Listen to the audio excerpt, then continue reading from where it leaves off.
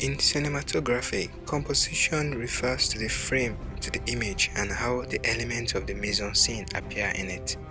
Composition guidelines must be observed when telling story visually, as in filmmaking.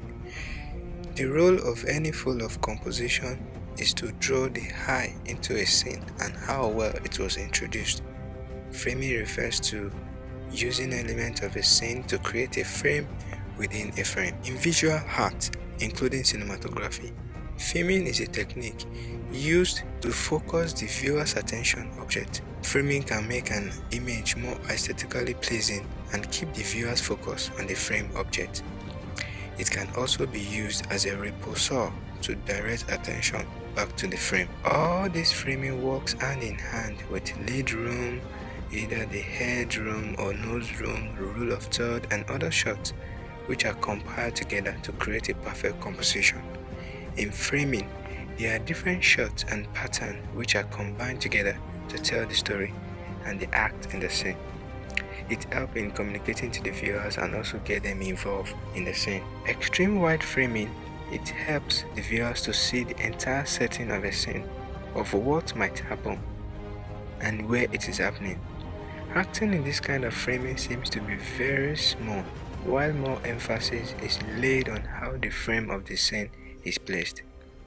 Wide shot framing is also used to introduce elements in a scene, the way they are placed, the lighting which are added, the set of a staging, and the act which is being exhibited in the scene, and giving more details to the tiny little props which could not be generated in extreme wide framing.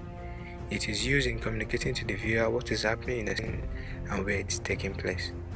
Medium framing. This framing makes the actor or the act more significant and closer to the viewer, to be able to see even closer look of details in the frame.